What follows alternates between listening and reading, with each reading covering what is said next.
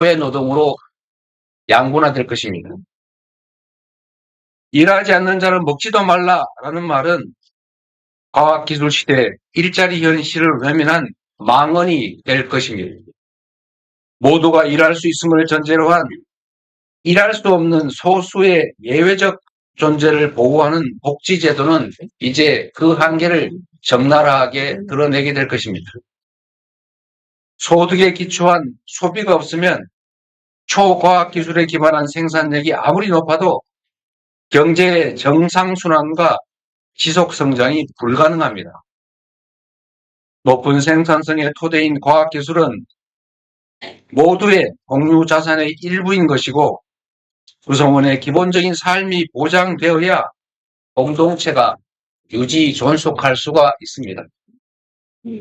결국 소득, 주거, 교육, 금융, 에너지, 의료 이런 모든 삶의 영역에서 구성원의 기본적인 삶을 권리로 인정하고 함께 책임져 주는 기본사회는 이제 피할 수 없는 미래입니다. 고도의 생산성을 자랑하는 과학기술 중심의 미래 경제 체제는 스스로의 존속을 위해서도 그리고 공동체의 유지 존속을 위해서라도 구성원의 기본적인 삶과 적정한 수준의 소비를 보장하지 않을 수가 없습니다.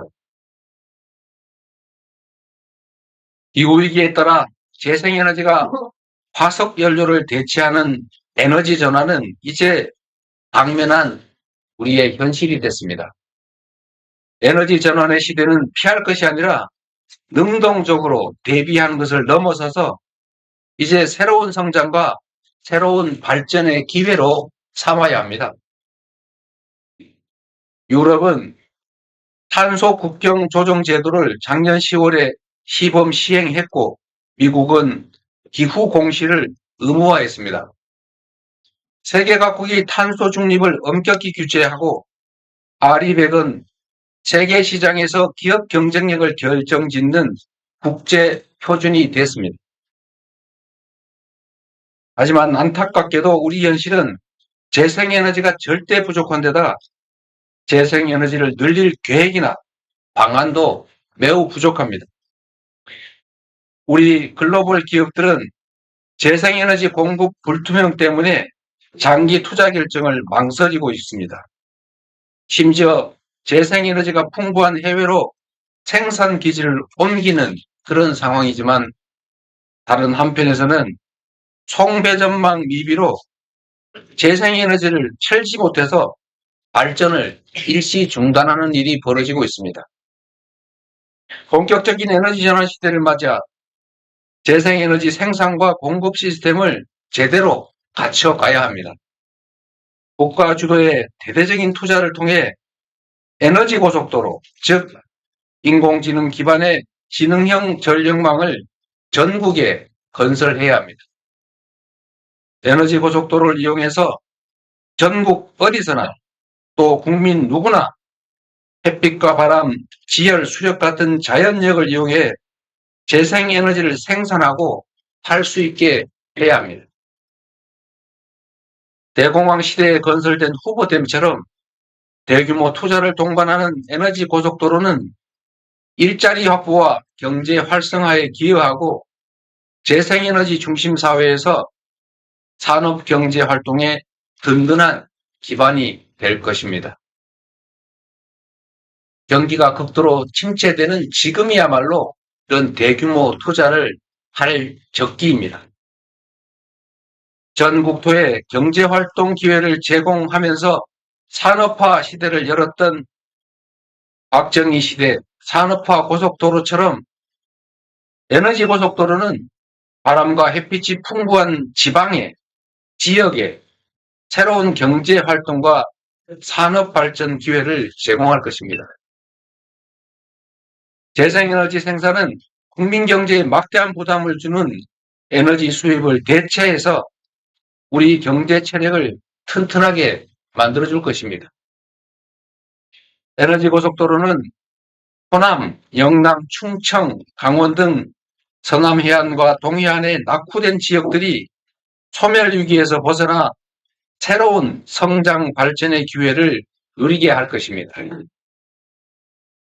송전 거리에 비례한 요금 제도가 도입되면 재생에너지를 대량 생산하는 낙후된 지역에 상대적으로 값싼 전기요금으로 아리백 전용단지 같은 새로운 산업 기반도 만들어질 것입니다.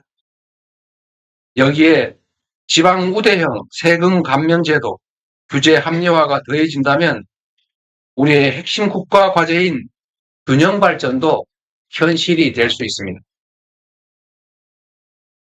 주민들이 지방을 떠나는 이유는 농업이나 어업 등으로는 풍요한 삶을커녕 기본적인 삶조차 유지할 수 없기 때문입니다. 햇빛, 바람 같은 무한 자원으로 재생에너지를 생산해서 판매하는 새로운 소득 기반이 생겨나고 먹고 사는 문제가 해결돼서 여유로운 삶이 가능해진다면 떠나는 지방은 저절로 돌아오는 지방으로 바뀔 것입니다.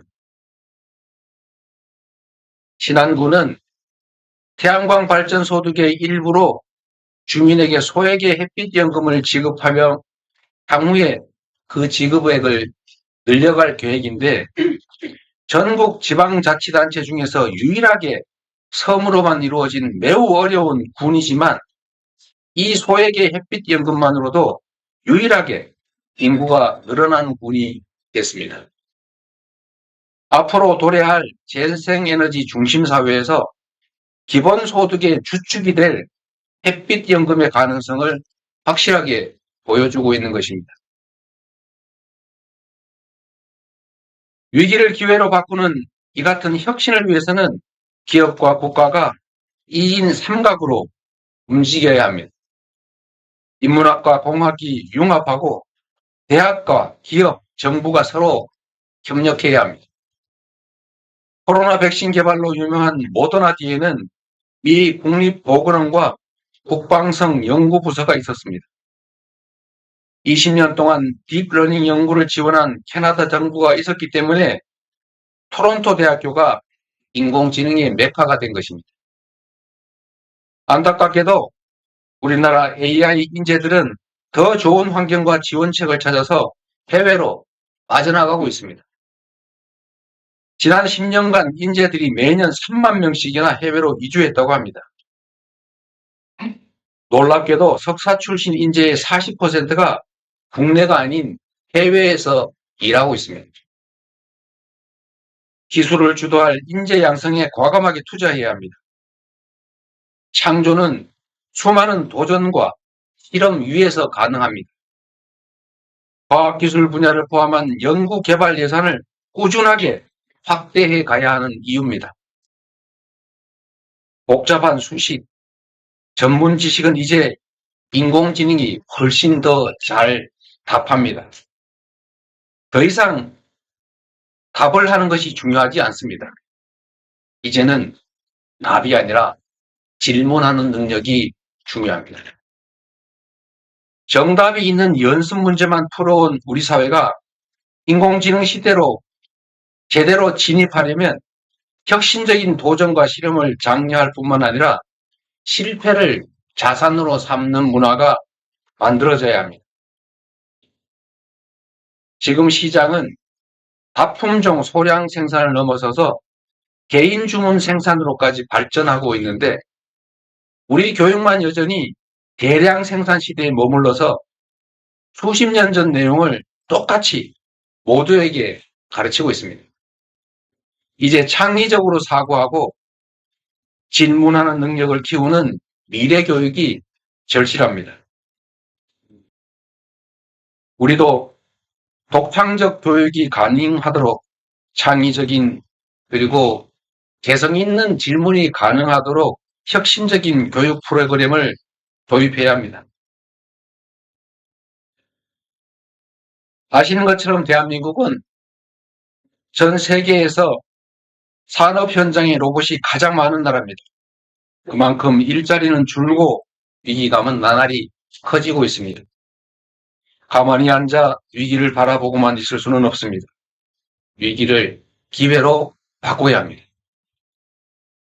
경제의 역사는 과학기술 발전의 역사인 동시에 노동시간 단축의 역사, 그리고 일자리 나눔의 역사이기도 합니다. 인공지능과 신기술을 통한 생산성 향상은 반드시 노동시간 단축으로 이어져야 합니다. 노동의 양으로 승부하는 시대는 이미 지났지만 대한민국 노동자들은 여전히 세계에서 가장 오래 일하는 사람들 중 하나입니다. 노동시간을 단계적으로 줄여서 먼저 주 4.5일제를 자리 잡게 하고 최소한 2035년까지는 주 4일 근무제로 가야 합니다.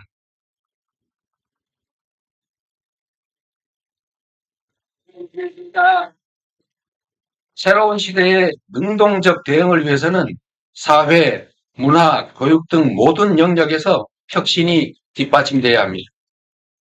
합계 출산율이 세계 최저이면서도 여전히 알 수 없는 저점을 향해서 그 저점을 계속 갱신하는 우리나라는 노동 문화부터 바꿔가야 합니다. 남녀 모두 동등하게 일하고 함께 양육하는 사회 분위기를 만들어 가야 합니다. 육아휴직이 승진과 복직을 차별하는 이 잘못된 현실을 최대한 빨리 바로잡아야 합니다. 이제 출산과 양육이 개인의 책임이던 시대에서 우리 공동체 모두의 책임인 시대로 전환해 가야 합니다. 세계 6일의 분단 국가인 우리에게는 평화가 곧 경제입니다. 평화가 밥입니다.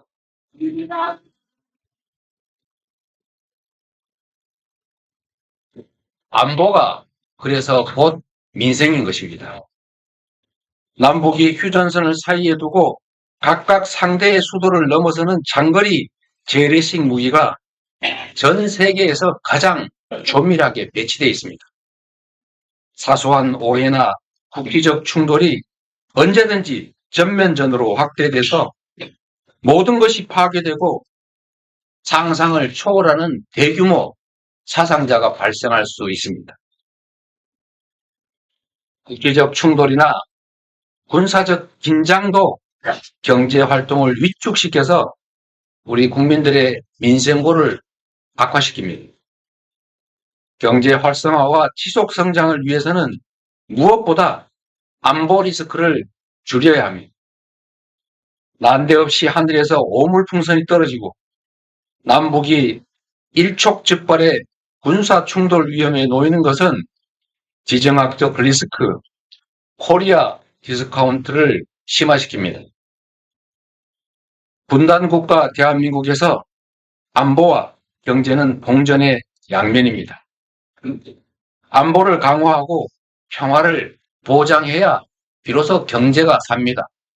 민생이 회복되는 것입니다.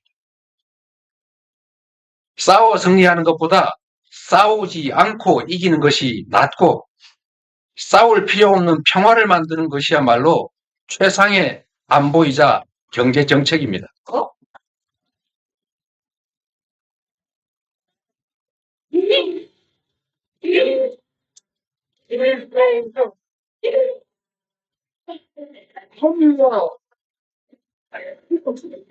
상대를 억제하는 강한 군사적 과시도 필요하지만 더욱 중요한 것은 평화를 구축하는 노력입니다. 외교의 목적은 국익입니다. 해양과 대륙 세력이 접하는 한반도의 특성상 외교의 역할은 더욱 중요합니다.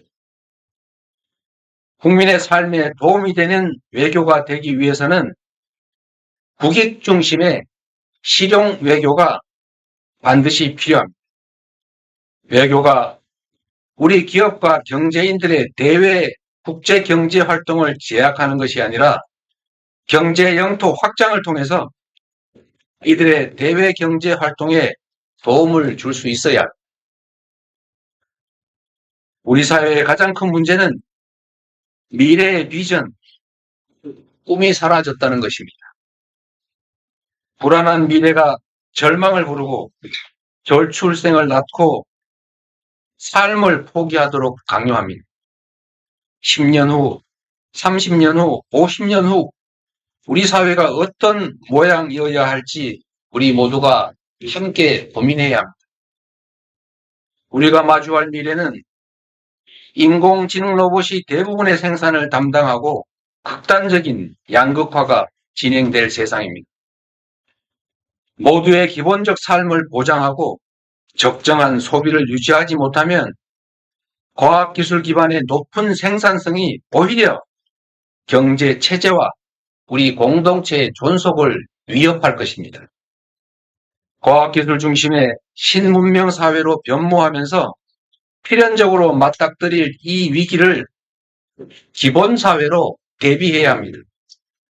소득, 주거, 금융, 의료 등 우리 국민의 기본적 삶을 우리 국가 공동체가 함께 보장하고 일정한 소비를 유지함으로써 경제의 선순환과 지속성장을 유지하고 구성원들의 미래에 대한 불안을 줄여야 합니다.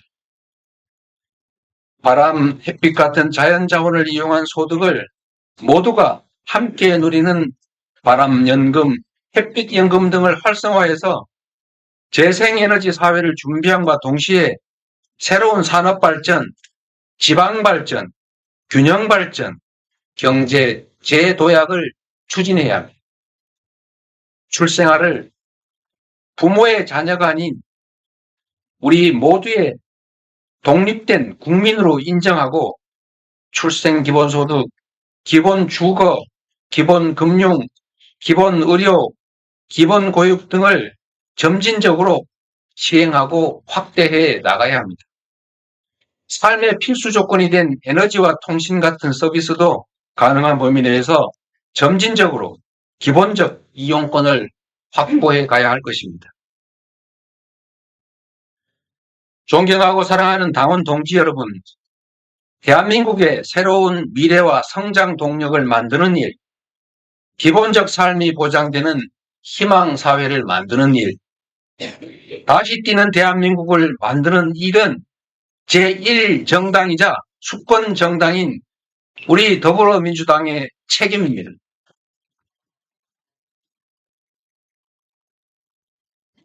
대한민국의 주인이 국민인 것처럼 더불어민주당의 주인은 250만 당원 동지 여러분입니다. 대한민국의 미래와 국민의 삶을 책임져야 하는 우리 민주당의 운명은 당원의 손에 그리고 민주당을 믿고 지지하시는 국민의 손에 달려 있습니다. 사랑하는 당원 동지 여러분과 존경하는 국민 여러분께서 우리 민주당이 만들고 준비해 나갈 새로운 미래에 함께 해 주실 것을 부탁드립니다.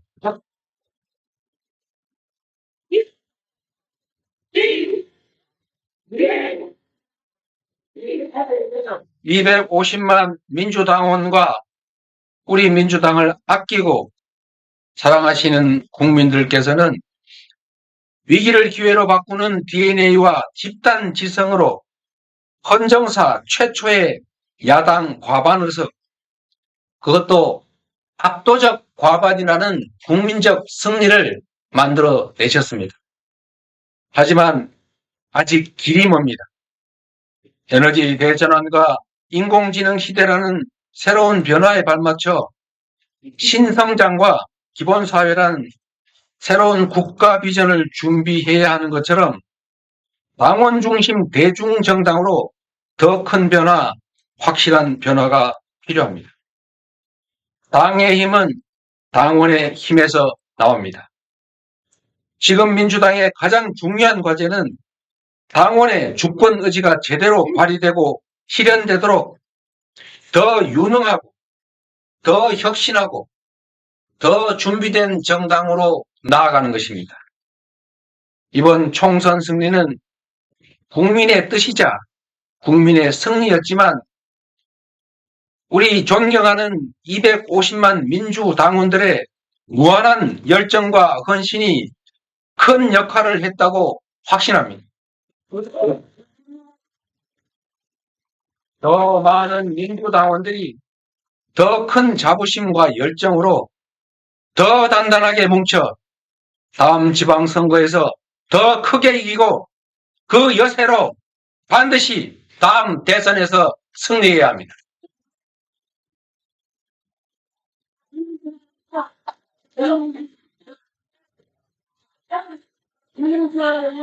그러기 위해서는 민주당을 당원 중심의 대중적 민주정당으로 더 확실하게 발전시켜야 합니다.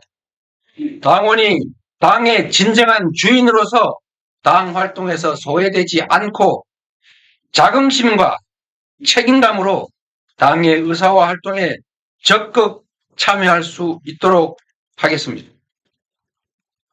지역위원회가 당원 활동의 중심이 될 수 있도록 지역당 합법화와 후원 제도를 도입하겠습니다.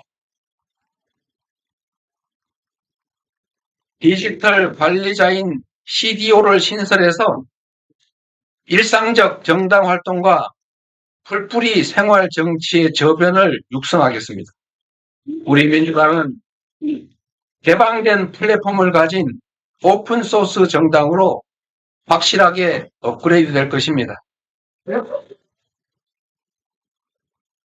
경제를 살려 국민의 삶을 개선하는 더 유능한 민주당, 사회를 바꾸고 미래를 주도하는 더 혁신하는 민주당, 정권 교체를 넘어 정치 교체를 선도하는 더 준비된 민주당이 되겠습니다.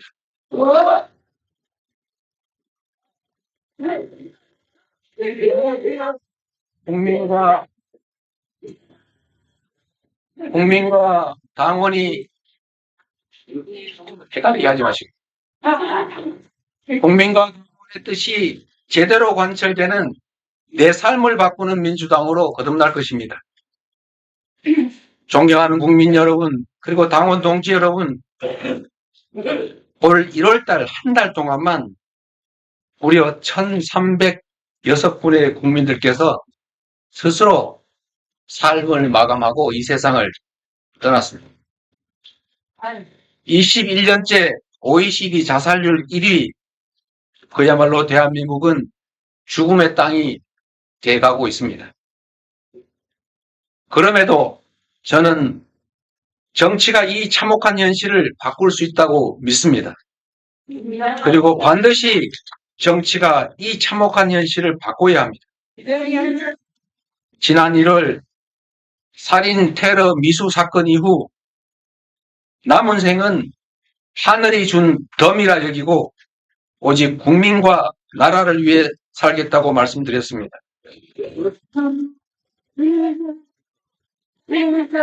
하는 칼날이 저를 향한다고 해도 결코 두려워하거나 피하지 않을 것입니다. 청계광장에서 위대한 촛불혁명이 시작되었을 때 국민 여러분 옆에 서 있던 저 이재명, 이제 새로운 길 위에서도 항상 여러분 곁에 있겠습니다. 언제나 그랬듯이 위기를 극복하고 기회를 만들어낼 힘도 절망적 현실을 희망찬 내일로 꾸는 힘도 모두 우리 당원과 국민 속에 있다고 믿습니다. 민주당이 앞장서겠습니다. 다시 뛰는 대한민국, 더불어민주당과 함께 만들어가면 좋겠습니다. 국민협회 이재명, 다시 뛰는 대한민국 확실하게 만들어 보겠습니다.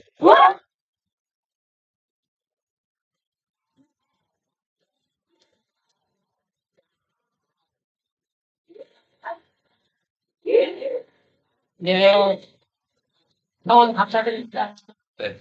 네, 네, 이재명 후보님의 해주시면 좋겠습니다. 네네 이제 네, 목소리로 성원하시는 건 여기까지 해주시고요.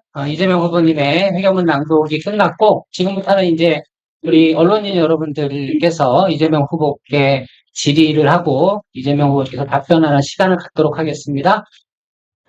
질의하실 분은 거수해 주시고요. 제가 지명해 드리면, 이 무선 마이크를 전달해 주시기 바랍니다. 맨 앞에 계신 우리 이데일리 이수빈 기자님 질문하시겠습니다. 네. 안녕하세요. 이데일리 이수빈 기자입니다. 오늘 회견문에서 AI와 신재생에너지 기반의 신성장론을 좀 중점적으로 얘기하셨는데, 구체적인 구형 방안을 고민하고 계신지 궁금하고요. 두 번째로, 연임 도전을 결정하게 된 결정적 계기가 있으신지 궁금합니다.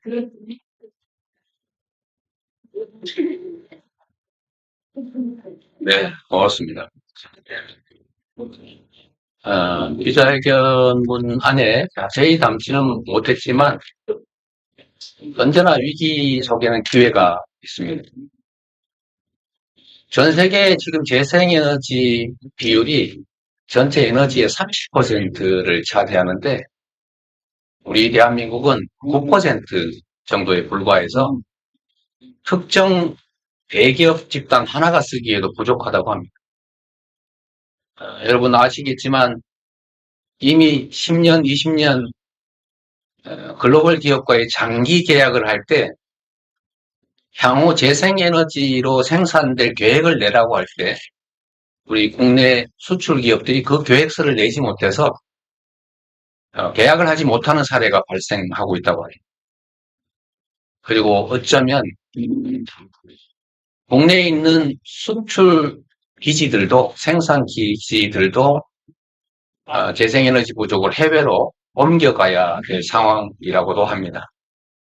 결국 국내에 좋은 일자리가 다 줄어들게 되고 국민 경제가 위축될 수밖에 없는 상황입니다. 정부의 전력 생산 기본 계획을 완전히 바꿔야 합니다. 그리고 지금 축소했던 2030년 재생에너지 생산 목표를 이 정부가 출범하면서 종전 문재인 정부 때보다 낮췄는데 빨리 복구시킬 뿐만 아니라 목표를 더 늘려야 돼요. 그렇게 하지 않으면 앞으로 10년 아니면 어쩌면 5년 후 우리 대한민국 수출 경제는 치명적 타격을 입을 수밖에 없습니다. 지금 이러고 있을 때가 아닙니다. 우리가 지금은 느끼지 못하지만 재생에너지 부족 문제로 5년 후, 10년 후에 대한민국 경제는 치명적 타격을 입고 어쩌면 괴멸될 수준으로 갈 수도 있습니다. 이 문제에 대해서 우리 국민들께서 좀 더 관심 가져주시기를 부탁드립니다. 정치도 마찬가지입니다. 재생에너지 중심 사회로 전환을 하는 것은 기본적으로 말씀드렸던 것처럼 지역에서 재생에너지를 생산해도 지금 전력망 부족으로 팔 수가 없습니다. 제주도 같은 경우에도 풍력 발전기를 수시로 세웁니다. 사실 재생에너지를 생산해서 에너지 저장 시스템을 신속하게 확충하면 세울 필요 없이 에너지를 전기로 바꿔서 하다못해 자동차용 배터리로 쓸 수 있습니다. 그런 부분에 대한 지원이 필요합니다. 서남해안이 바람과 햇빛 같은 재생에너지의 보고인데 문제는 송전망이 없어서 생산도 또 유통도 어렵습니다.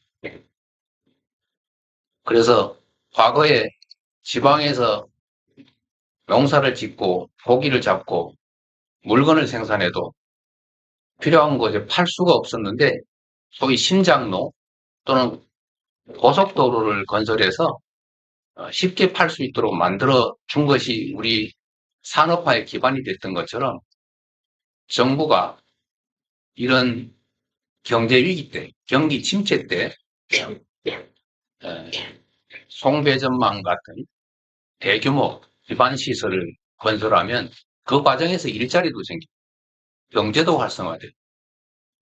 지방에 햇빛, 바람, 그리고 전력을 생산해서 팔 수 있게 하면 지방 경제가 살아나는 것처럼 그야말로 지금이 대규모 재정 투자를 할 때라는 것입니다.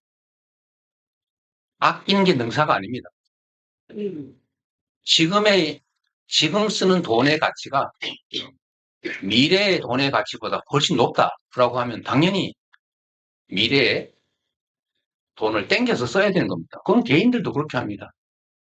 우리 자식이 공부를 잘할 것 같은데 지금 당장 대학을 보낼 경제력이 안 되면 빚을 내서 공부를 시키고 돈을 벌어서 갚는 겁니다. 그게 개인들도 하는 아주 기본적인 경제 활동인데 이 대한민국 경제 선진국 우리나라가 지금 재생에너지가 부족하고 지방 발전에도 도움이 되는 재생에너지 생산 기반을 갖춰야 할 지금이야말로 적기인데 부자 세금 깎아주고 국가 재정 부족하다고 이런 부분에 투자를 안 하는 것은 나라를 망치는 것입니다. 그래서 지금 구체적인 방법이라면 국가 정책 방향을 재생에너지 중심으로 신속하게 전환하고 에너지 고속도로 건설을 위해서 대규모 재정 투자를 신속하게 계획해서 집행하고 에너지 저장 시스템을 개발하고 또 설치하는데 국가 재정을 투입해야 한다는 것입니다. 그리고 태양광 재생에너지 기업들을 압수수색해서 그들을 위축시켜 해외로 탈출하게 만들 게 아니라 재생에너지 기업들을 격려하고 또 장려해서 에너지 생산 기반을 신속하게 확충해 나가야 된다. 그렇게 해야 될 일이다. 이렇게 말씀을 드립니다. 그렇게 하지 않으면 우리 모두 경제적으로 죽습니다. 연임을 도전하게 된 계기나 이유를 질문해 주셨습니다. 사실 저 개인적으로 개인의 정치 인생이나 그런 개인적인 삶을 기준으로 판단하면 당대표 다시 할 이유가 전혀 없습니다.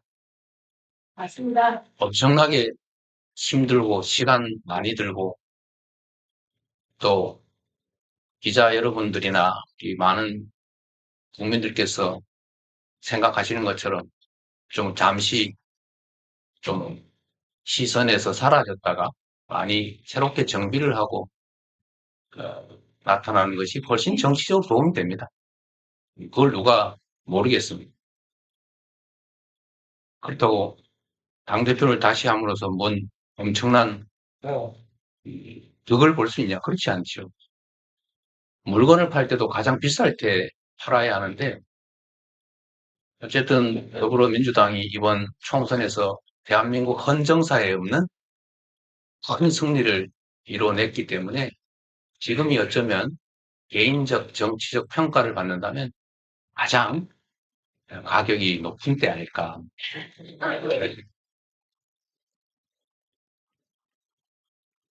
그때 거의 상종가 상태라고 보여지는데 사실 이렇게 살아야죠. 앞으로 더 좋아지기는 개인적으로는 매우 어렵다는 걸 저도 압니다. 더 많은 것을 정치적으로 이뤄내는 건 쉽지 않다는 걸 압니다. 그러나 정치라고 하는 것이 자신의 정치적 이익만을 추구할 수는 없습니다. 결국 책임이 따르는 것이고 그 책임의 핵심은 지금의 이 혼란스럽고 엄중하고 심각한 위기를 외면할 수가 없다는 것입니다. 저는 집권 세력이 조금의 상식이라도 갖추고 있는 상식적인 국정을 해 나가는 정치 세력이라면 당연히 상식적 차원에서 저는 잠시 물러나는 게 맞습니다. 그러나 참으로 안타깝게도 우리 국민 모두 걱정하시는 것처럼 이 정권의 국정 운영이 정말로 위태롭습니다. 위태로울 뿐만 아니라 우리 국민들의 삶, 즉 민생이나 또 경제나 민주주의나 심지어 안보 문제까지도 위태롭기 그지없어서 단 한시라도 눈을 뗄 수가 없는 상태. 맞습니다. 정치인으로서 우리 국민들께 많은 은혜를 받았던 것처럼 우리 국민과 또 우리 당에 상응하는 책임을 져야 한다는 차원에서 많은 사람들이 개인적으로 조언할 때 말렸지만 그 책임을 회피하기 어려워서 다시 연임을 하게 됐다. 기도하게 됐다.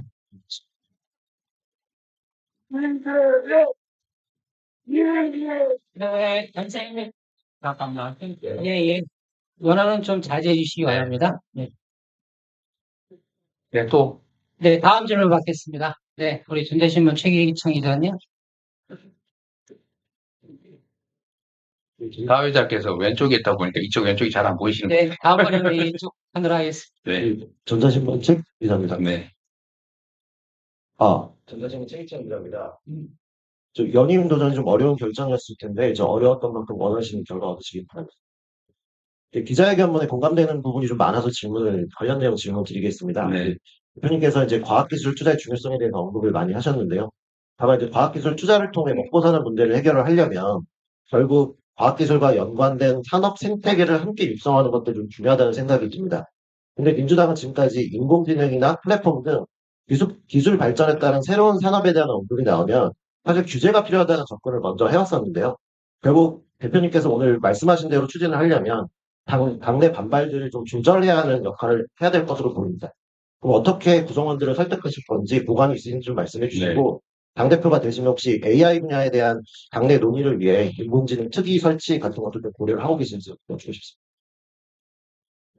네, 아주 좋은 질문 해주셨습니다. 공감되는 게 많다는 말씀도 감사드립니다. 기업 활동, 또 산업 활동과 관련돼서는 언제나 이 규제 문제가 화두가 됩니다. 기업 활동하는 입장에서는 규제가 없으면 뭐 좋겠지요. 또 한편으로는 공동체 유지를 위해서는 필요한 합리적 규제는 또 필요합니다. 그래서 저는 규제 완화 또는 규제 강화 이런 표현보다는 규제 합리화라는 표현을 저는 선호합니다. 규제 중에서도 불필요한 행정 편의적인 게 너무 많습니다. 제가 짧은 행정 경험을 통해서 보면 없어도 될 그런 규제나 절차들이 너무 많아요. 예를 들면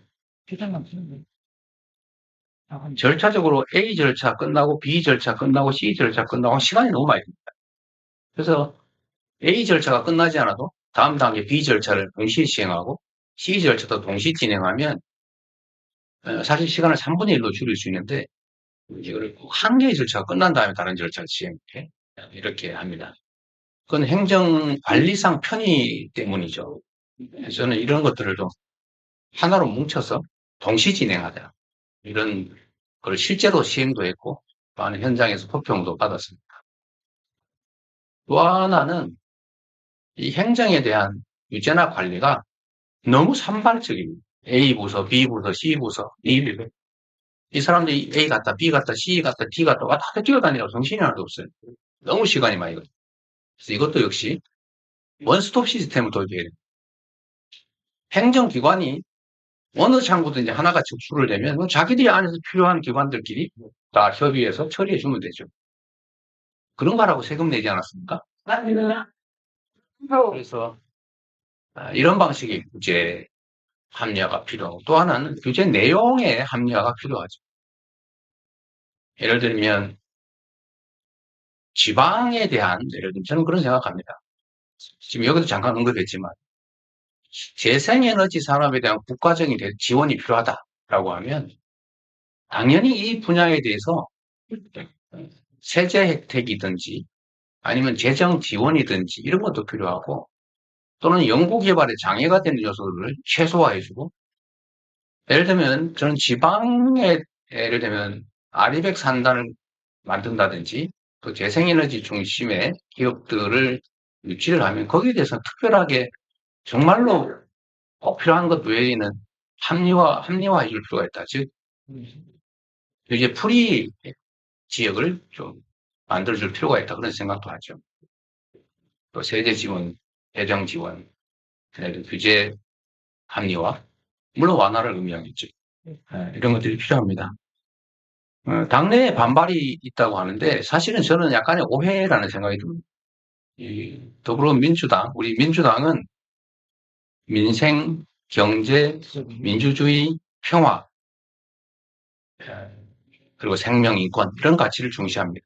그리고 가장 핵심적인 지금 과제는 민생을 개선하는 거고 민생 개선의 핵심은 먹고 사는 문제라고 생각하기 때문에 경제 활성화 또 신성장 산업의 좀 활성화 이런 것들을 위해서는 불필요한 규제는 당연히 없어야 됩니다. 또 그중에서도 꼭 필요하지 않은 규제나 이런 제약들은 최대한 없애야 되겠죠. 그 점을 저는 우리 민주당이 내부에서 반발하지 않습니다.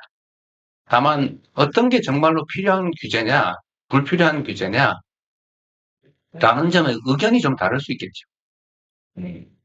그러나 저 말씀드린 것처럼 이제 방향은 인공지능 시대 또 신재생 에너지 시대의 신성장 산업을 육성하기 위해서 또 새로운 산업 발전을 이뤄내기 위해서는 규제 합리화도 매우 큰 몫이다. 또 재정적 지원도 중요하다. 그리고 기본적으로 국가 정책 방향을 대대적으로 근본적으로 보여야 된다. 이 말씀 드립니다. 인공지능 특위를 만들 것이냐는 문제는 뭐 좋은 제안이십니다. 좋은 제안이시고 이게 실제로 새로운 산업 발전이나 또는 미래 사회로 진입을 위해서는 우리의 생각도 좀 바꿔야 되기 때문에 그런 근본적 논의, 연구 그리고 정책 수립 추진 기구가 필요하다는 생각은 공감합니다. 이름이 뭐가 될지 모르겠지만 지금 안 그래도 미래기획 조직, 미래기획 뭐 이런 위원회를 안 그래도 구성해서 현실적으로 지금 논의하고 있기는 합니다. 그 중에 한 부분이 될 수도 있고 별도로 할 수도 있을 것 같습니다. 네, 다음 질문 받겠습니다. 후보님 지적처럼 이쪽 편에 OBS 이 기자님 질문하시죠. OBS 이어집니다. 대표님 연기 이제 실시 되는 상황에서 대표님이 1인 독주 체제는 차기 대선에도 도움이 안 된다 이런 지적이 나오는데 어떻게 보시는지 궁금하고요. 오늘 일이 잘 보셨는데 좀 거꾸로 다신 것 같아서 죄송합니다. 제가 이러다 삐삐 돌아가서 미안합니다. 좋은 지적해주셔서 고맙습니다. 이것도 하나의 가십거리가 되겠군요. 다른 의도는 전혀 없습니다. 네. 네, 감사드리고요. 이런 것들은 지적이 좀 고맙죠. 연임이 될지 안 될지는 우리 당원과 국민들께서 판단하고 결정해 주실 것으로 생각합니다. 안 그래도 최소 3인의 후보가 지금 등록하게 되는 것 같아서요. 당원의 그리고 국민의 선택을 받기 위해서 최선을 다하도록 하겠습니다. 1인 독주 그런 지적들이 있는 것 같습니다.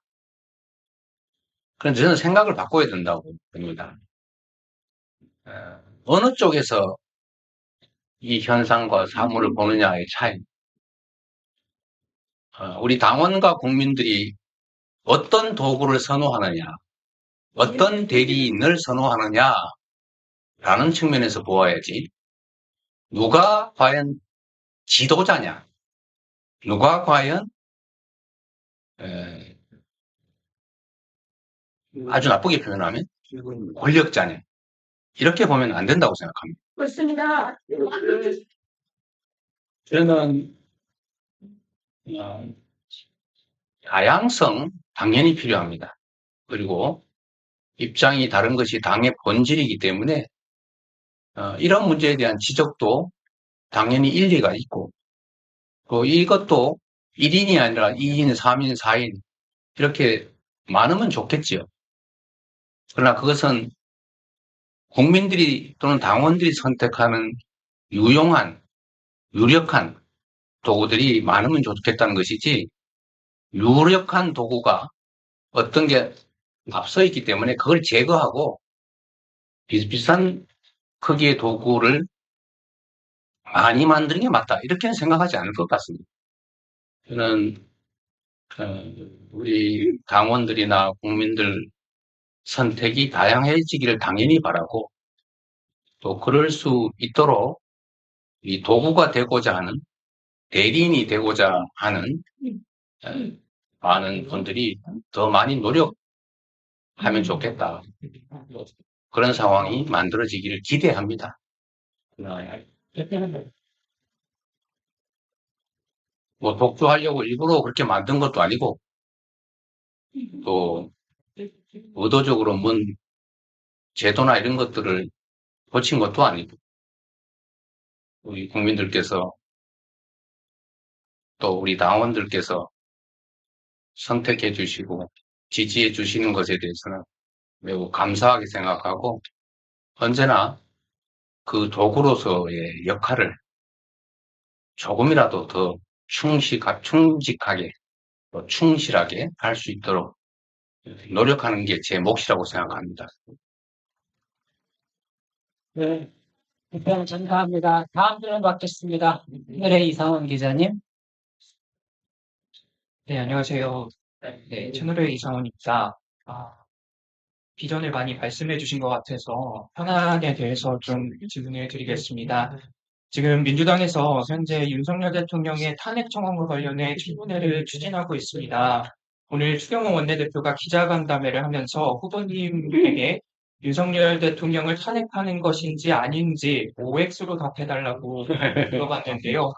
이에 대한 입장이 좀 궁금하고요. 이어서 또 탄핵과 관련해서 검사 4명에 대한 탄핵소추안도 이제 민주당과 당론으로 채택을 했습니다. 이에 대해서도 어떻게 생각하시는지 궁금합니다.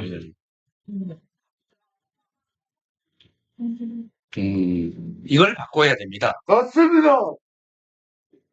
세상의 모든 답에는 OX밖에 없다고 생각하는 생각, 그 생각을 바꿔야 합니다. OX 말고도 너무 많습니다. 그래서 우리가 교육을 바꿔야 한다고 합니다. 질문하는 능력을 길러야 하는 것이죠.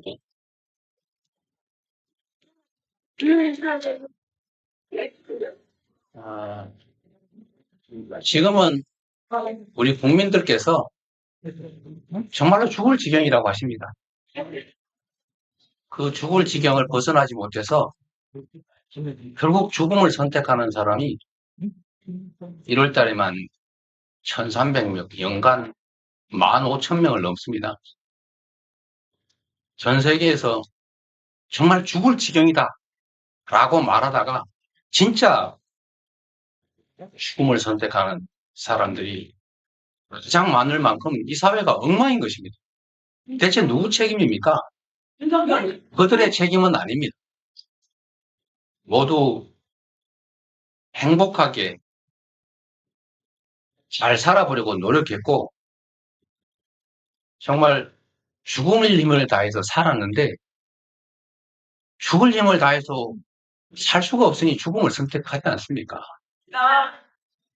죽을 힘을 다해서 열심히 살면 살 수 있게 만드는 게 바로 정치가 할 일이고, 그 중에서도 가장 큰 권력을 위임받은 대통령, 국회의원, 그리고 여당이 할 일입니다.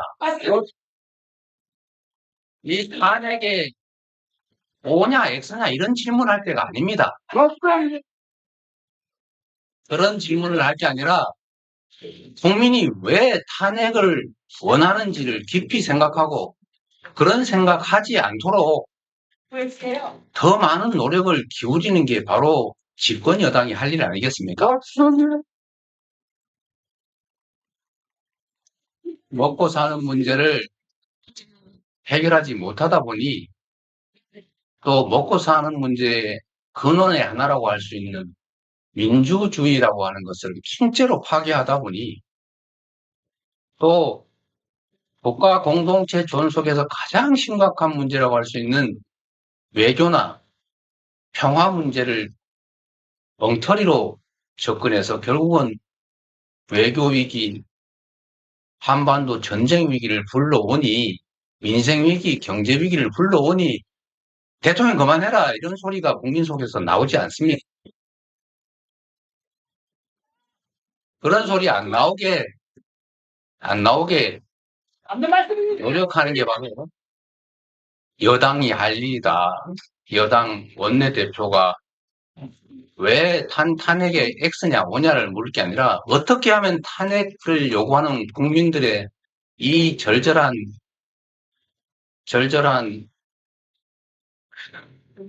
그 절박한 상황을 해결할 것인가를 우리한테 물어야 합니다. 그 질문을 진지하게 해주면 저희도 얼마든지 그에 대한 답을 만들어 드리겠습니다. 어떻게 하면 국민들이 대통령에 대한 원망이나 여당에 대한 원망을 거두고 기대를 하게 할 것인지는 지금 여야가 머리를 맞대면 대통령과 야당이 머리를 맞대면 얼마든지 지금도 문제를 해결할 수 있습니다. 저는 탄핵이냐 아니냐 이 질문보다는 어떻게 하면 국민들 먹고 사는 문제를 해결하고 또 현재 이 민생, 경제, 외교, 안보의 위기를 넘어갈 것인지를 연구하고 논의하고 또 방안을 만들어내긴다고 겁니다. 탄핵 소추, 검사에 대한 탄핵 소추를 가지고 말이 많은데 대한민국이 어느 순간부터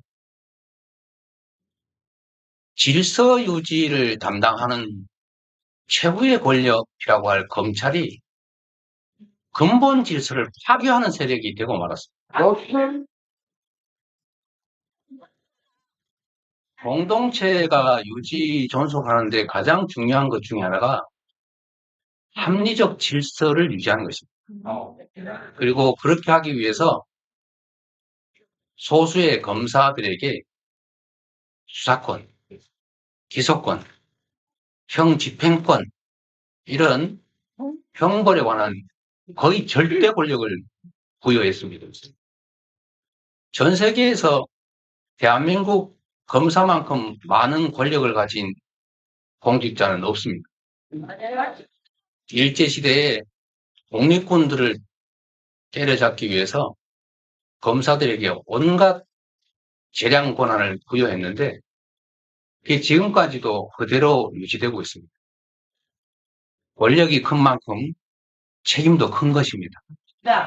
그런데 책임을 지는 게 아니라 그 권력을 이용해서 자신들의 책임은 그야말로 최소화 또는 극소화하고 그야말로 책임을 지지도 않고 그 권력을 이용해서 사익을, 특정 권력을 편드느라 또는 특정 권력 자체가 돼서 질서를 파괴하는 행위를 하니까 당연히 국회가 가진 권한으로 조금이나마 눈꼽만큼이나마 책임을 물어야 하지 않겠습니까?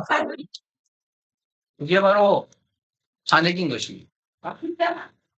세상에 특활비 가지고 술을 먹고 뭐 이상한 일을 했다든지 또는 피의자를 조사하라고 했더니 그 권력으로 부적절한 관계를 맺는다든지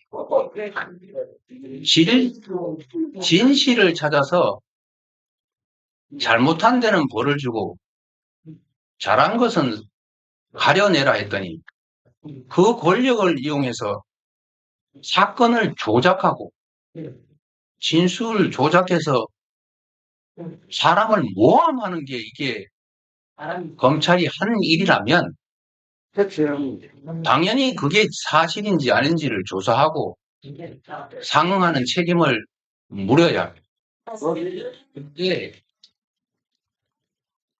그런데 검찰 스스로 감찰을 하든지 징계를 하든지 수사를 하든지 해서 책임을 물어야 하는데 자기 식구라고 감싸느라고 아무것도 안 하고 오히려 그 문제가 있으니 조사해보자고 하는 것에 대해서 검찰 권력을 활용해서 무슨 수사를 하겠다는 둥 이렇게 협박을 하지 않습니까? 대한민국 국회도 헌법기구이고 국민이 직접 권력을 부여한 합법적 기관으로 검사에 대해서 비리가 있는지를 조사하고 탄핵을 할 권한이 부여되어 있습니다. 그런데 국민으로부터 직접 권력을 위임받은 것도 아니고 위임받은 권력으로부터 간접적으로 임명된 검사들이 자신의 부정 불법 행위를 스스로 밝혀서 책임을 지기는커녕 헌법상 권한에 의해서 책임을 묻겠다는 국회를 향해서 겁박을 하는 게 이거는 내란 시도 행위나 마찬가지입니다.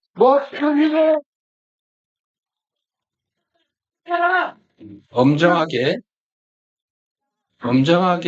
조사하고 억울하지 않도록 사실에 기초해서 그 밝혀진 사실에 상응하는 책임을 지는 것은 초보적인 민주공화국의 상식이다. 이렇게 말씀드렸습니다. 네, 감사합니다. 많은 조용히 주시기 바랍니다. 미안합니다. 우리 언론인 여러분들이 질문할 수 있게. 네. 많은 시간이 지나갔고 중요한 그래도 아니 조금 더 기회를 드리도록 하겠습니까? 하시죠. 네. 정치원에 대한 질문이 질의응답이 있었는데요.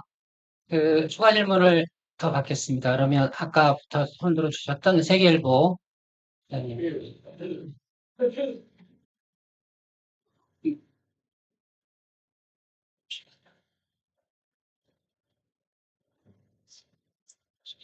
예, 후보님 안녕하세요. 저 세계일보 김근호 기자입니다. 오늘 얘기해 주신 거 거의 좀 장기적인 비전이 많이 담긴 것 같은데 좀 중기적인 질문을 드리자면은 그 지난번 이제 국민연금 관련해가지고 대표님께서 44% 소득 대체율 44% 받겠다 이야기를 하셨었는데 네. 다음에 이제 대표가 되신 후에 국민연금 개혁안을 좀 추진할 보관이 있으신지 좀 여쭙겠습니다. 네, 좋은 질문 감사드립니다. 사실 연금 개혁이라든지 우리 사회의 근본적인 문제 해결은 집권 여당의 또는 정부의 책임입니다. 그런 걸 하라고 권력을 부여한 것이죠. 정부 여당이 정말로 오랜 대한민국의 숙제라고 할 수 있는 연금 개혁을 하겠다고 무슨 3대 개혁 과제의 하나로 선언을 하고 추진을 했는데 책임을 지지 않고 말만 하고 있는 것 아닌가라는 의구심이 들기 시작했습니다. 연금 개혁은 정말로 어려운 과제죠. 어떻게 해도 욕을 먹게 돼 있습니다. 사회 구성원 모두가 동의하는 그런 것은 정책이 아닙니다. 그런 건 진리죠. 그런 말할 필요가 없는 겁니다. 이 정치의 영역에서 논쟁되는 것들은 다 이해관계가 다르기 때문에 이견이 있고 아주 심한 경우는 충돌이 발생할 수밖에 없습니다. 충돌이 발생하더라도 공동체 전체를 위해서 해야 될 일은 해야 되는 것이고 저항과 갈등이 심하기 때문에 그 저항과 갈등을 이겨낼 수 있도록 국민이 권한을 더 적나라하게 표현하는 권력을 부여한 것입니다. 국민연금도 지금 반드시 개혁해야 합니다. 사실 야당으로서는 이 문제에 깊이 끼지 않는 게 유리합니다. 생색도 나지 않고 어차피 욕먹을 일인데 책임의 주체도 아니기 때문이죠. 그러나 대한민국 정치를 책임지고 있는 정치 세력의 한 부분으로서 또 국회의 과반 의석을 가지고 있는 압도적 다수당으로서 또 책임을 부여받은 정치인으로서 외면할 수는 없기 때문에 저는 비록 손실이 발생하더라도 이런 국민적, 국가적 개혁 과제는 함께 해야 된다고 생각합니다. 그래서 국민연금에 대해서는 정말 오랜 시간의 논의를 통해서 정부가 국회에 그 안을 넘겼고 국회가 공론화 과정을 통해서 어렵게 의견을 접근을 보았습니다. 그리고 그에 기초해서 여당과 야당의 견해차가 연금 납부율은 13%로 거의 일치를 받고 소득 대체율 부분에서만 50대 43으로 치고 있다가 여당이 44%를 제안했고 그걸 저희가 결단을 해서 44%로 동의해서 사실은 그냥 하면 되는 것이었습니다. 소득 대체율 44%, 연금 납부율 13%. 이렇게 해서 합의를 했는데 그에 대해서 우리 국민들께서 이거 절대로 안 된다. 뭐 그런 입장도 있지만 대체로는 수용해야지 이런 생각을 가지고 계신데 제가 정말로 놀란 것은 이렇게 어렵게 의견 접근이 이루어졌는데 여당이 이걸 정부가 반대했다는 것입니다. 여당이 반대를 했어요. 어떻게 하자는 겁니까? 그러면서 한 얘기가 구조개혁도 동시에 해야 된다. 즉 기초연금이나 퇴직연금이나 이런 것까지 한꺼번에 처리해야 된다. 여러분은 이 말이 야 잘해보자 이렇게 들립니까? 하지 말자로 들립니까?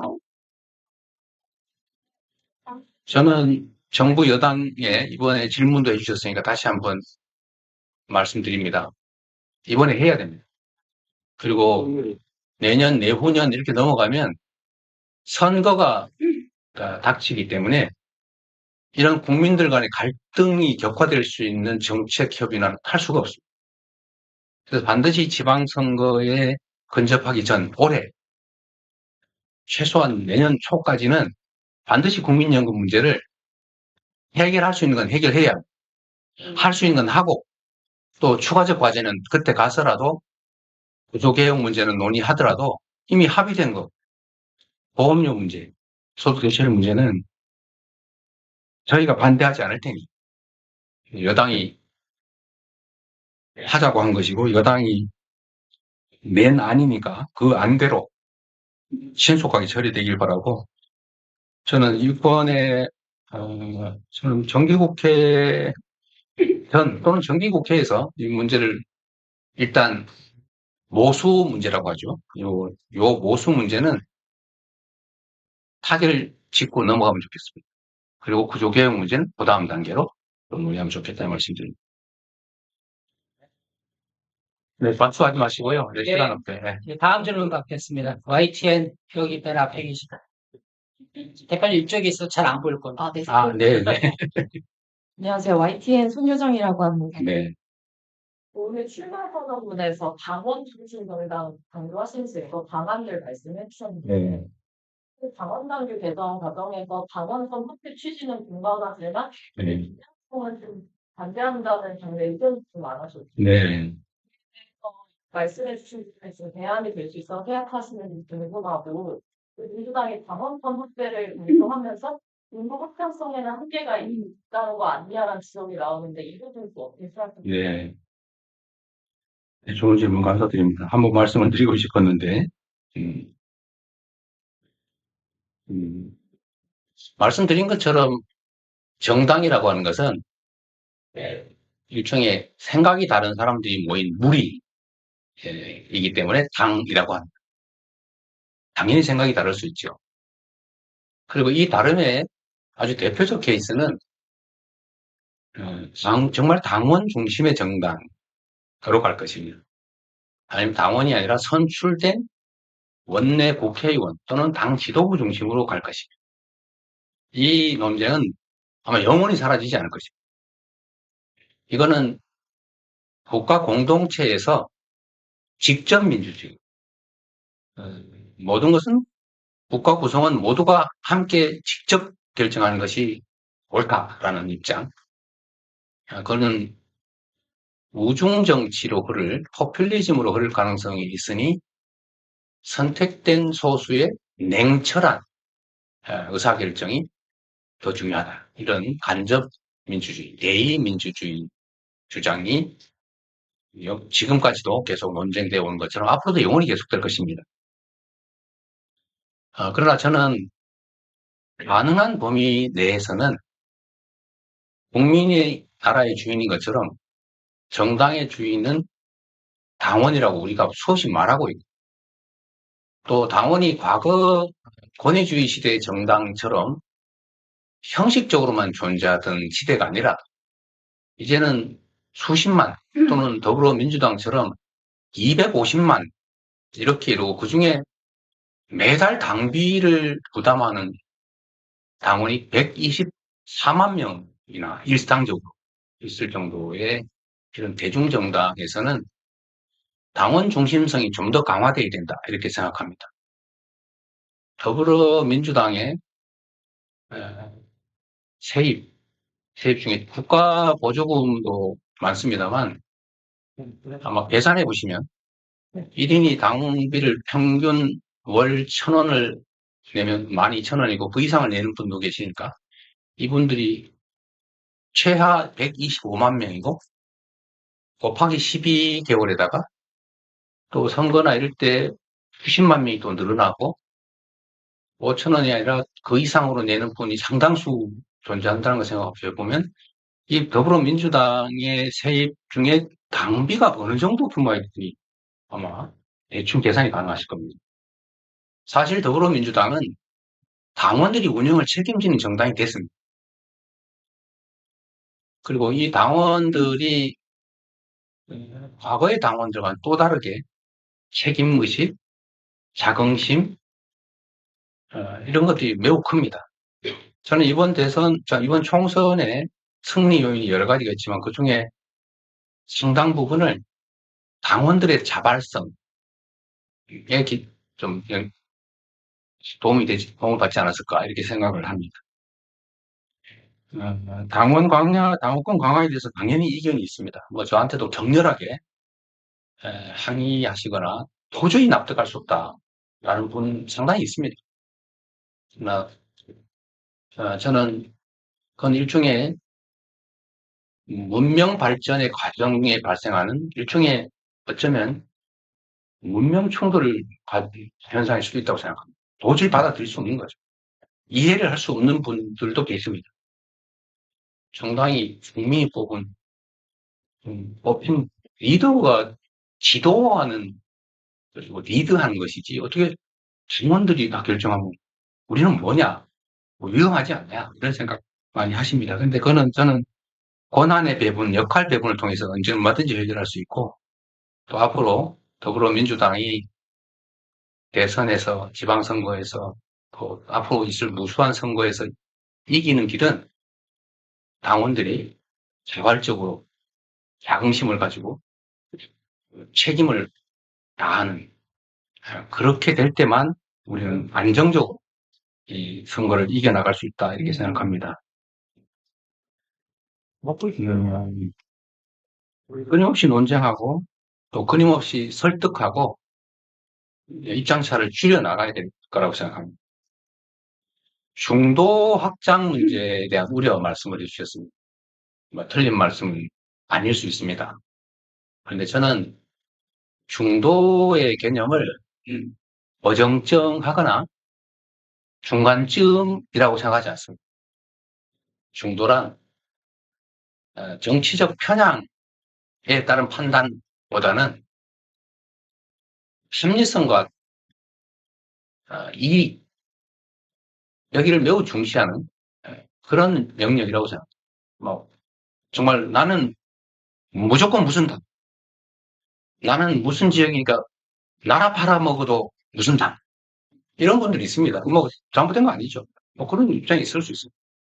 그런데 말고 당이 뭐 중요하냐. 국민과 국가를 위해서 잘하면 거기 지원을 지지하고 잘못하면 지지 안 해. 합리성과 또 국가 이익 또는 개인의 삶 이런 거 중시하는 분들이 저는 중도라고 봅니다. 그 중도의 판단 기준은 저는 합리성이라고 생각하기 때문에 저는 잘하는 게 중요하다고 생각하고 압도적 다수의 당원의 뜻보다는 소수의 선출된 권력자들이 결정하는 이게 과연 중도 입장에서 어떤 게 바람직할까? 그 생각을 해봐야 된다고 생각해요. 결국은 국가나 또는 국민의 입장에서 어떤 게 더 유효하고 또 도움이 되는지 가장 중요한 중도 확장 기준이 아닐까 생각을 합니다. 그래서 저는 당원권 확대 또 당원 중심 정당이 오히려 당의 합리성을 배가할 것이고 그게 오히려 중도를 설득하는 데 더 도움되지 않을까 이렇게 생각합니다. 저는 다음 선거의 승리 요인이 결국 더 많은 당원들이 더 많은 관심을 가지고 더 많은 책임의식을 가지고 더 많은 열정을 쏟아내는 것. 이게 저는 대한민국 민주주의를 발전시키고 또 국가와 국민을 더 나은 미래를 살 수 있게 하는 길이다. 이렇게 생각합니다. 네. 질문을 바쁘하지 마십시오. 시간 없어요. 네. 네, 이제 뭐 많은 시간이 흘러서 네, 제가 말을 길게 해서 그러니까 마지막으로 한 언론들 분 더 질문할 기회를 드리도록 하겠습니다. 조금만 더 질문을 받고 다음 분 전당대 기간 동안에 언론인과의 기자간대 시간을 통해서 제가 하도 안 했으니까요. 네. 그만 질문하겠습니다. 네, 우리 하십시오. 크리스찬 기자님. 이것도 우리 언론인뿐만 아니라 국민들께서도 보고 계신 것이어서 오랜만에 좀 말씀을 기회 될 때 드리도록 하겠습니다. 네, 대표님 안녕하세요. 두 분은 안녕하세요. 패션 박정현입니다. 대선까지 이어질 이슈라서 좀 질문을 드리려고 하는데, 박현대 원내대표께서 종부세 폐지 필요성을 언급하시면서 당내 종부세 논란이 있었는데, 후보님께서는 어떤 의견인지 좀 궁금합니다. 천천히 좀 생각해 보겠습니다. 네. 네네. 옆에 계신 분 아까 드셨으니까 소속과 상명 말씀해 주시고 질문해 주십시오. 네, 뉴스토마토 유지용입니다. 어제 그 김두관 전 의원이 출마 선언을 하면서 제왕적 당대표와 1인 정당화를 이제 언급하면서 강도 높게 비판을 했습니다. 네. 또 최근에 또 논란이 되고 있는 이제 최고위원 후보군의 면면을 보면은 대부분들이 친명계라는 지적도 일맥상통하는 부분인데 이런 사당화 논란에 대해서 이제 어떤 입장이신지 여쭤보고 싶습니다. 네. 이 문제는 아까 제가 좀 미리 말씀을 드렸던 것 같아요. 제왕이라고 하는 것이 대중의 뜻과 어긋나게 일방적 권력을 유지하고 또 일방적 의사로 지배하는 것을 제왕이라고 하지 않습니까? 저는 더불어민주당은 당원 중심 대중정당이고 또 그걸 향해서 가고 있고 실제로 리더십 구축 그러니까 지도부 구성이 철저하게 당원들의 의사에 따라 결정되기 때문에 당원들이 선출한 것을 제왕적이라고 표현하는 것은 오해다 이런 생각이 좀 듭니다. 결국 민주주의라고 하는 데 있어서 말씀드린 것처럼 선출된 리더를 지배자로 여길 것이냐 아니면 주권자들이 선택한 대리인 또는 도구로 생각할 것이냐 이 차이라고 생각합니다. 압도적 지지를 받는 것이 제왕이라고 할 수는 없습니다. 압도적 지지 또는 많은 지지를 받도록 노력하는 것이 정치인이 할 일인 것이죠. 그리고 지지율이 높은 후보, 어떤 특정 후보가 지지율이 높다고 하는 것이 잘못은 아니죠. 또 그것이 그러면 대체적인 정당이 이제 당원들 또는 국민의 지지를 받는 분들이 소수인데 압도적 지지를 받는 거. 예를 들면 두세 분이 압도적 지지를 받는다. 그러면 이거 과두 정당이라고 하지는 않지 않습니까? 그래서 저는 제왕적 또는 사당화 이거는 정당을 민주정당을 바라보는 시각차에서 온 것이다 이렇게 생각합니다. 국민과 당원의 눈으로 볼 것이냐 아니면 선출된 사람들의 시각에서 볼 것이냐 그 차이라고 생각합니다. 최고위원 후보들의 그 입장이 어떤지는 뭐 저는 정확하게 모르겠습니다만 이건 역시 국민과 당원들이 선출하는 것이고 국민과 당원의 뜻에 부합하는 분들이 선출되겠지요. 결국은 어떤 사람이 선출됐냐 하는 것은 국민과 당원의 뜻인데 그 선출 결과를 비난하는 것은 결국 선출한 당원과 국민을 비난하는 것이 될 수도 있다. 라는 생각이 좀 듭니다. 결국 민주주의 체제 자체인데 누군가 주권자, 선택할 수 있는 권한을 가진 대중이 선택하는 것인데 그 선택 결과를 존중해야지 그거를 문제 삼으면 민주주의 자체를 부정하는 것이 아닐까 싶습니다. 네, 다음 질문은 지역 언론을 대표해서 류재민 기자의 나중에 천천히 생각해 본다고 말씀드렸습니다. 네, 안녕하십니까. 로컬투데이의 유재민 기자입니다. 그 지역과 관련된 얘기가 안 나와서 질문을 하나 드리겠습니다. 오늘 기자회견문에서 그 지역 소멸과 같은 그 문제를 풀기 위해서 에너지 고속도로도 풀어주셨는데요. 옆에 그 판넬에도 있지만 역대 그 대통령들께서는 국가 균형 발전론을 표창을 많이 하셨고 후보님께서도 대표 시절에 세종시 국회의장이라든가 세종시 행정수도 완성 이런 부분들을 많이 강조를 했습니다. 지난 총선에서 여당도 세종시 국회의장이라든가 대통령 제2집무실 설치에 대해서 동의를 했지만 아직까지 속도가 좀 더딘 상황입니다. 이런 문제들을 좀 어떻게 진행을 하고 추진해 나갈 계획이신지 여쭤보겠습니다. 네. 국가 균형 발전은 대한민국의 생존 문제가 됐다. 이것은 선택의 문제가 아니라 이제 필수 영역을 넘어서서 생존 과제가 됐다. 이렇게 생각합니다. 지금처럼 수도권 일극화가 계속되고 하다못해 부산의 인구가 계속 줄어들고 있는데 다른 지역은 말할 것도 없죠. 경기도 인구가 계속 급증하고 있습니다. 1년에 웬만한 시 하나 규모가 추가되고 있습니다. 약 15만에서 20만 정도 계속 늘어나는데 이렇게 되면 이 대한민국 국토 전체의 효율성이 떨어져서 장기적 성장 발전에 매우 위협 요인이 될 것입니다. 그래서 역대 정부들도 또 많은 정치인들도 균형 발전에 관심을 가져왔고 또 그를 위한 구체적 시책 시행은 주로 민주당 정부에서 이루어졌습니다.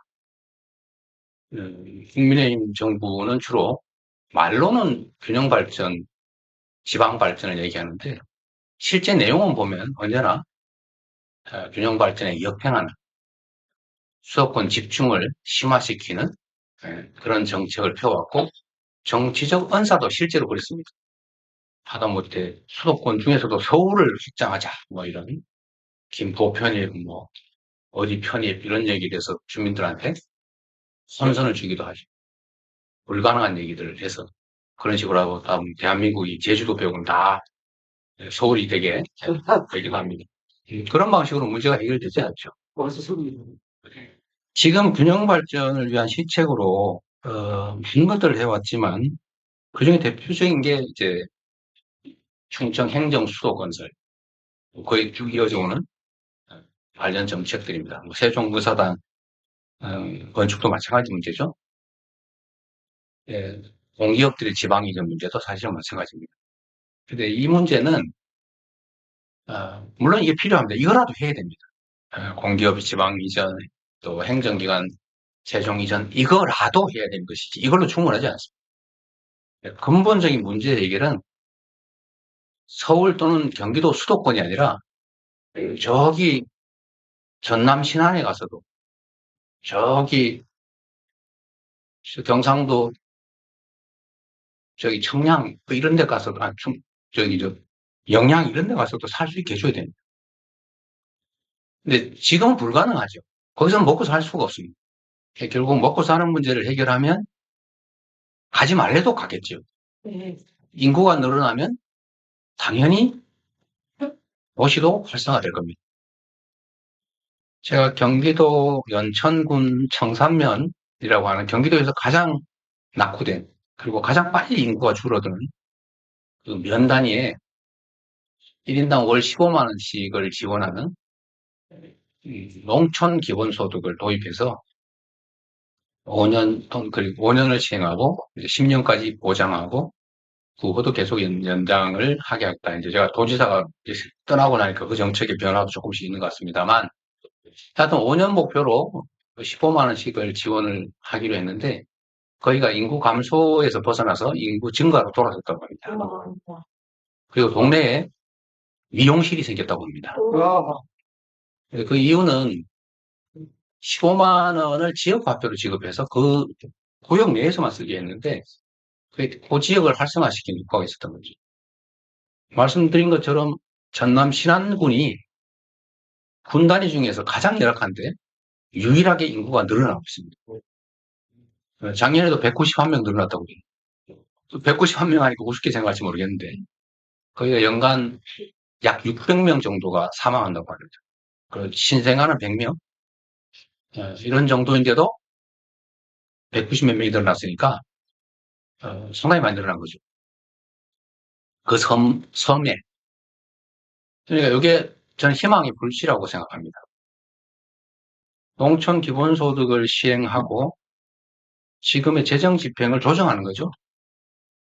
지방시 군 단위일수록 1인당 예산이 많습니다. 1인당 예산이 2, 3천만 원씩 돼요. 도심은 1인당 지방 예산입니다. 국가 예산 말고 1인당 지방 예산이 1, 200만 원 정도 됩니다. 그런데 거기 2, 3천만 원씩 되기 때문에 사실 조금만 조정하면 돼요.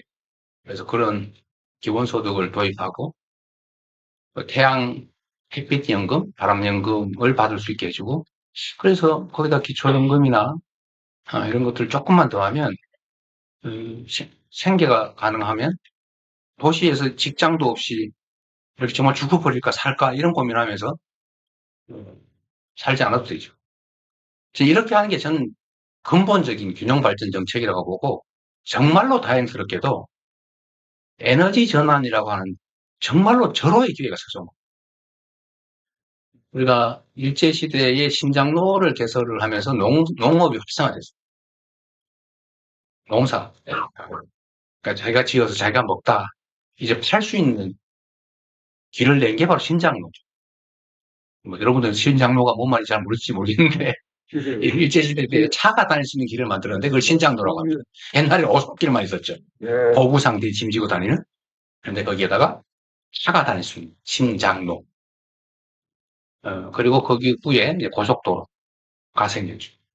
직선. 그래서 이게 이제 산업화의 토대가 됐는데 저는 에너지 고속도로 건설이 에너지 수입도 대체하고 햇볕연금, 바람연금 등등을 통해서 지방이 살 길도 열고 또 가까운 지역에서 서남해안 뭐 이런 쪽이 주로 에너지의 보고니까요. 송전 거리에 따라서 원래 비용이 많이 듭니다. 원래는 에너지 생산 지역으로부터 멀리 떨어져 송전받는 지역은 전기 요금이 더 비싸고 가까운 곳은 싸야 정상이에요. 근데 지금은 안 그렇죠. 네, 이것도 이제 곧 도입이 될 텐데, 그렇게 되면 서남 해안 지역에 산업시설이나 이런 것들이 또 생겨날 수밖에 없죠. 거기 싸니까. 거기다 약간의 세제 혜택과 재정 지원들을 또 규제 완화를 해주면 저는 새로운 기회가 생긴다. 이런 게 저는 진정한 균형 발전 정책이라고 생각합니다. 그리고 지금이 바로 얘기해. 지금처럼 경기가 나쁠 때, 대공황 때 미국의 50년 호황의 토대가 만들어졌습니다. 대공황으로 많은 사람들이 직장 잃고 공장이 문 닫고 막 폐허가 됐을 때 루즈벨트가 새로운 제도를 시행하기 시작했죠. 노동권을 보장하고 노동자들이 파업할 수 있게 해주고 노동자만 만들 수 있게 해주고 세금 올려서 분배를 강화하고 그래서 미국의 중산층이 드디어 만들어지면서 50년 미국 호황을 만드는 토대가 됩니다. 그래서 우리도 지금이 정말로 위기인데 이럴 때야말로 온 국민이 공감하는 속에서 대대적인 미래 신성장 경제 체제를 위한 투자를 할 때다.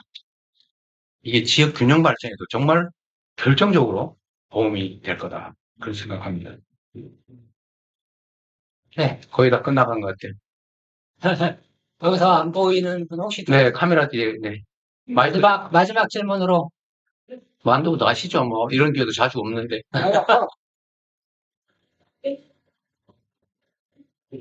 어느 분이신가요? 네, 말씀하십시오. 예. 마이크가 안 들려요, 잘. 네, 감사합니다. 국민의힘이 좀 크게 말씀하십시오. 메트로 경제 윤정희 기자라고 합니다.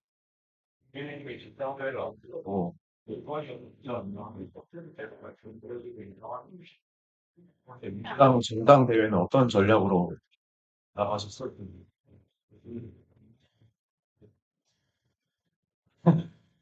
네, 국민의힘 얘기는 별로 안 하고 싶은데, 네, 문자 논쟁의 기능을 보니까 제가 좀 민망하더라고요. 전략으로 그냥 민망스럽다. 이 말씀으로 대신하겠습니다. 한번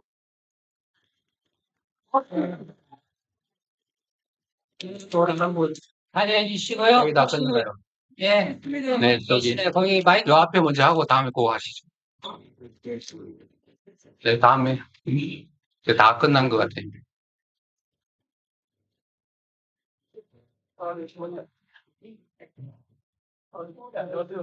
우리 최고위원 후보님도 거기 서 있는 거 심심하시면 이리 오시죠. 괜찮을 것 같은데? 네, 오십시오. 네, 뭐 다 끝났으니까 이제. 네. 그래서 사진으로 같이 찍게요.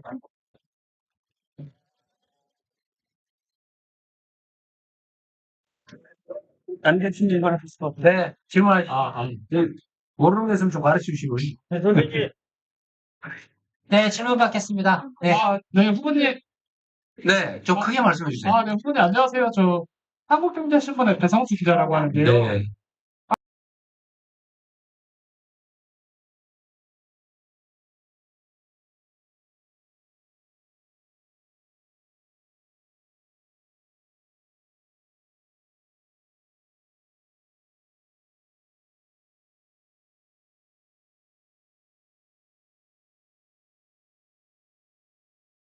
종부세 관련해서는 이제 천천히 생각해 보시겠다고 이렇게 아까 말씀하셨죠. 종교세 얘기를 하셔서.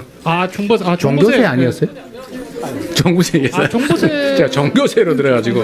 아, 네네네. 종부세라고 저는 이해를 했었는데 그럼 금투세는 내년 1월 달에 이제 바로 시행이 되는데 네. 금투세와 관련해서 이제 당내에서 다양한 의견들이 나오고 있는데 이에 대해서 대표님 후보님 어떤 입장이신지 궁금합니다. 네.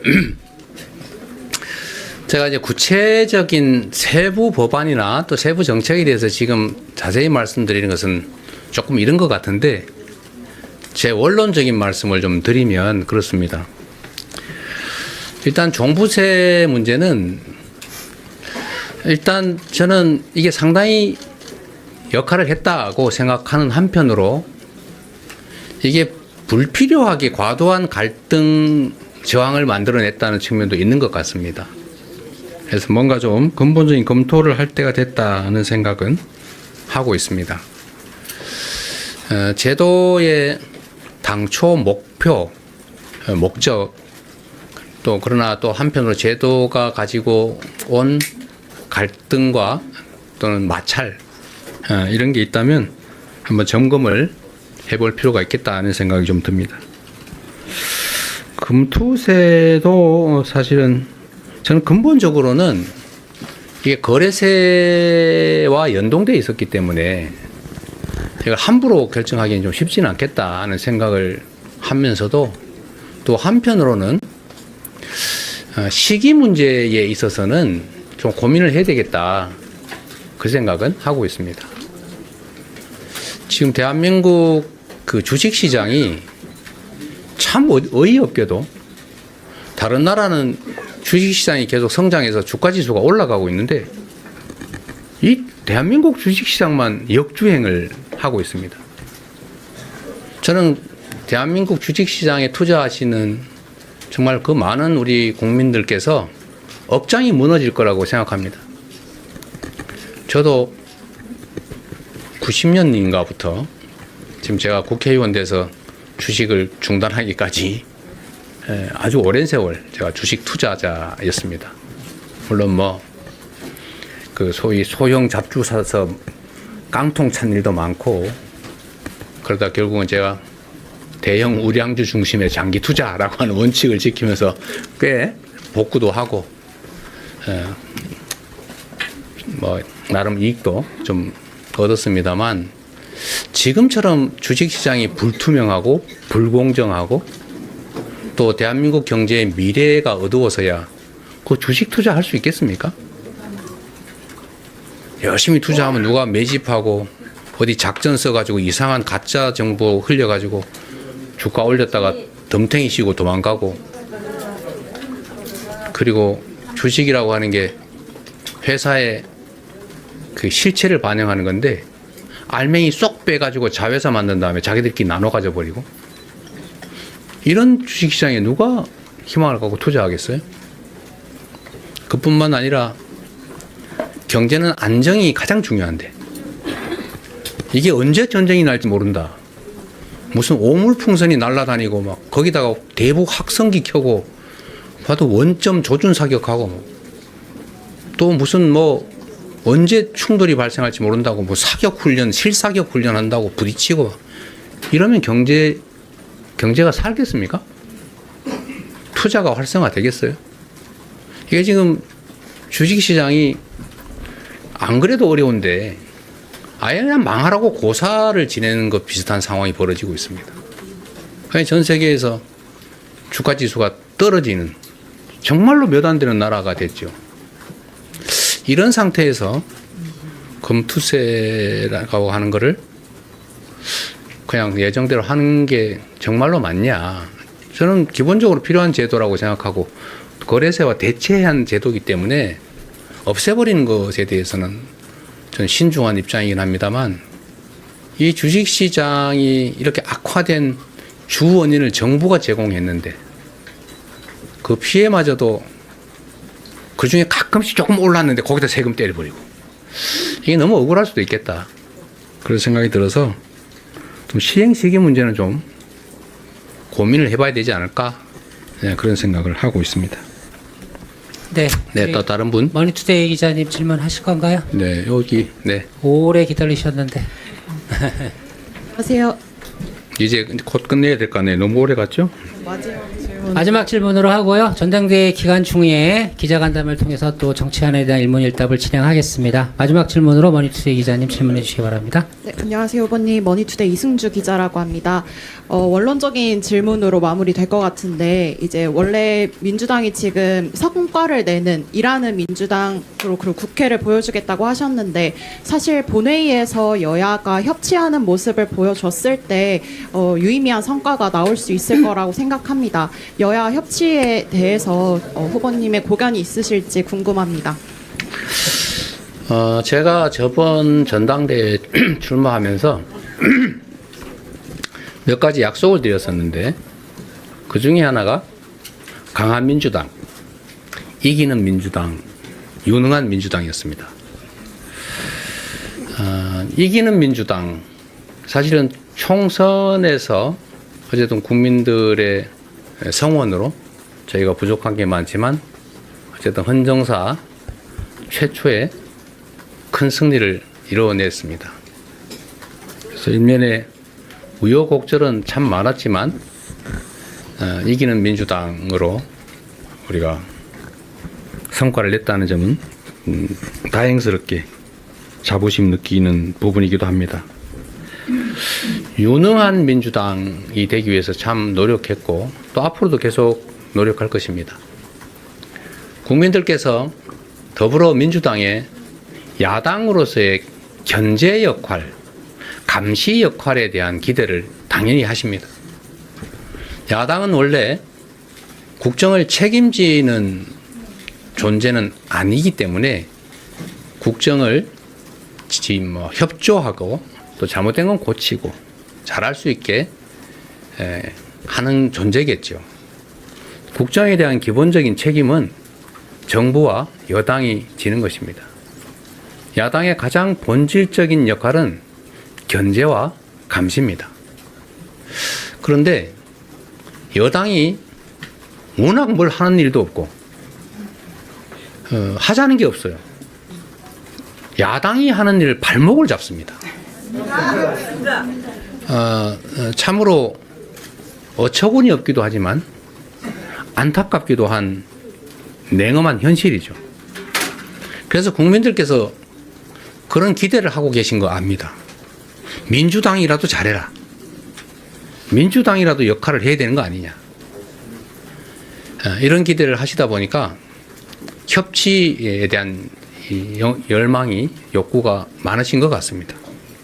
그런데 말씀드린 것처럼 더불어민주당은 정부의 이 정말 납득하기 어렵고 정말 이해할 수도 없고 기가 막힌 국정의 실패 또 국정의 오도에 대해서 저희가 저지 활동도 열심히 합니다만 또 그 한편으로 다수 야당으로서 할 수 있는 일을 하기 위해서 노력하고 있습니다. 그 대표적인 게 아까 말씀하셨던 연금 개혁 문제죠.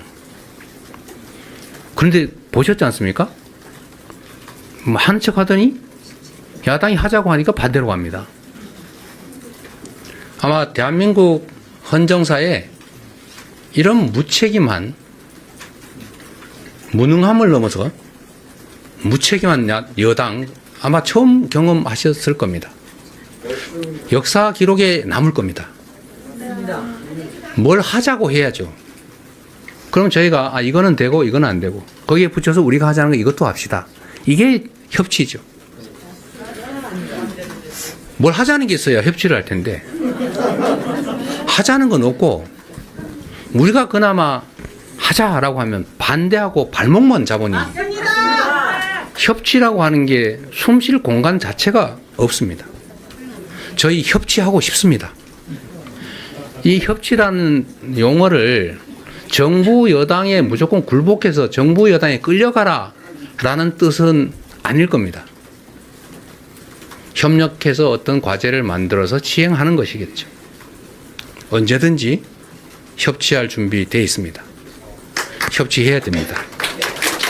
정부가 협치를 할 수 있는 제안도 좀 해주시고 방향도 좀 잘 잡아주시고 국민들이 걱정하는 국정 혼란 난맥상에 대해서도 이제 방향을 좀 전환해서 국민의 뜻을 존중하고 국민의 뜻에 따라서 국정을 제대로 이끌어 주기 바랍니다.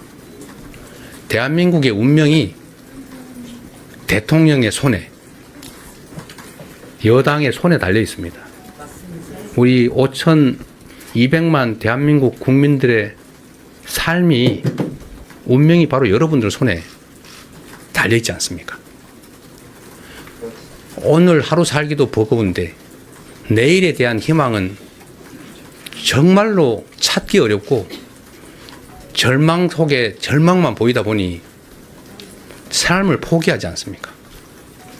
이제 전환합시다. 다시 돌아서서 다시 뛰는 대한민국으로, 다시 성장하는 나라로, 다시 자긍심 있는 문화국가로, 세계적인 모범적 민주국가로, 평화롭고 안전한 나라로, 외교적으로 인정받는 나라로 다시 돌아가면 좋겠습니다. 그런 민주당 함께 만들어 가겠습니다. 고맙습니다. 네. 감사합니다. 국민협회 이재명 당대표 후보의 출마 기자회견을 이상으로 마치고요. 네. 사진 촬영하시고, 자, 우리 당원 동지 여러분, 감사합니다. 같이 찍으실 의원님 좀, 예.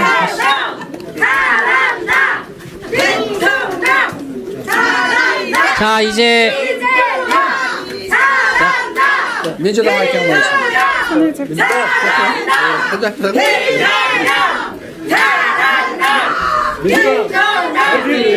다시 이제 민주당 대한민국